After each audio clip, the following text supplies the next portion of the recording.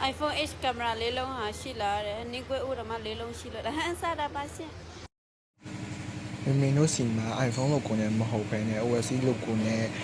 ကင်မရာလေးလုံးပါတဲ့တပတ်လက်လေးထွက်ရှိလို့လာပါပြီเนาะအခုမင်းတက်ထားတဲ့တပတ်လက်လေးရဆိုရင် OS မှာအထစ်ထွက်ရှိထားတော့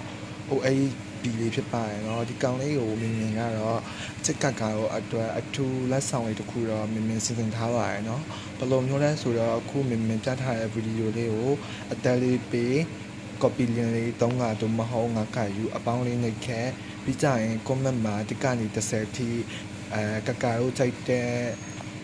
ဟိုတစ်စိတ်လေးကကာတို့ကြိုက်တဲ့နံပါတ်လေးကိုရှင်းခဲ့လို့ရပါတယ်เนาะပြီးကြရင်တော့မင်းကအဲ့နံပါတ်လေးကိုကြည့်ပြီးတော့မင်းရဲ့မွေးတက်ခွင့်နဲ့တိုက်ဆိုင်တဲ့နံပါတ်တွေပါဆိုရင်မင်းကဒီတပတ်လက်လေးငါးလုံးကိုမိတ်ဖက်ပူတမှာဖြစ်ပါတယ်ခင်ဗျာဥပမာကမင်းရဲ့မွေးတက်ခွင့်က1988to 1999ဆိုရင်ကျင်းမှန်ထားရပဲဖြစ်ဖြစ်ကိုမှန်ထားရပဲဖြစ်ဖြစ်အလိုဟာလေးကိုမင်းကြည့်ပြီးတော့ငါလုံးမဲ့ဖောက်ပါမှာဖြစ်ပါရဲ့ခင်ဗျာအတွက်ကြောင့်မလို့ဒီဗီဒီယိုလေးကိုကြည့်ပြီးသွားရင်တော့ကကာကိုလည်းအကျိုးရှိသွား copy